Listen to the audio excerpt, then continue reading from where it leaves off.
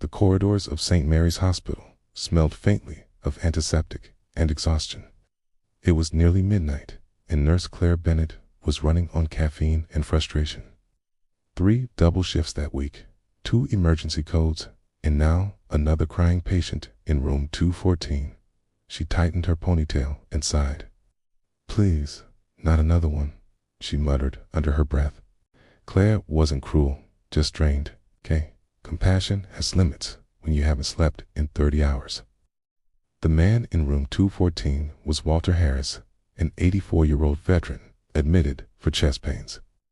He barely spoke, never asked for much, except tonight, when the nurses heard muffled sobs through the curtain. Claire's colleague rolled her eyes. "He's been crying for hours," she said, probably confused. "Old-timers get emotional." Claire rubbed her temples. "Fine, I'll handle it."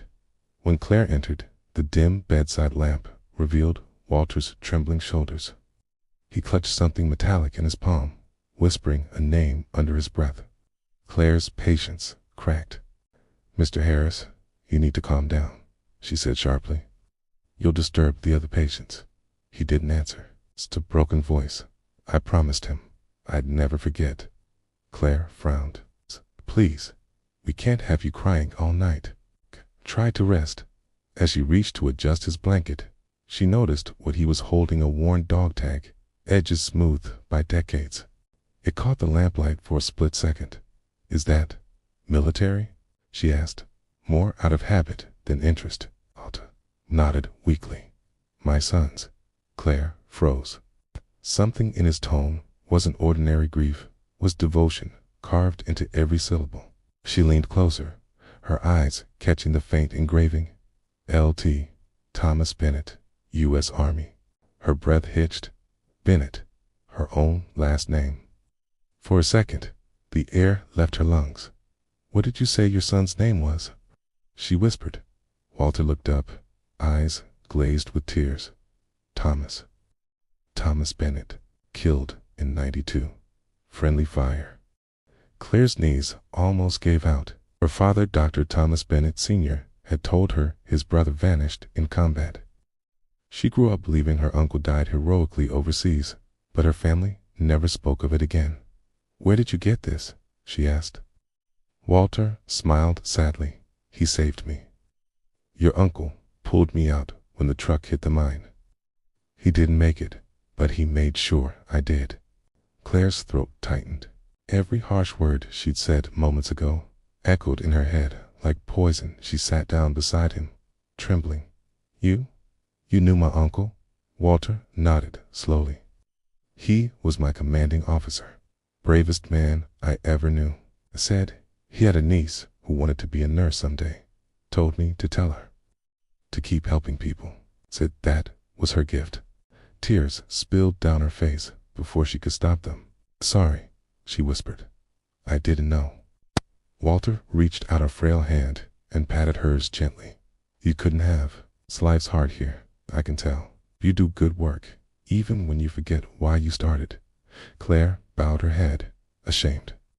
For the first time in years, she felt the weight of her duty, what nursing was really about. Walter smiled faintly. "There's a letter in my bag. I never sent it. It was for your father. Could you make sure he gets it?" Claire nodded, unable to speak.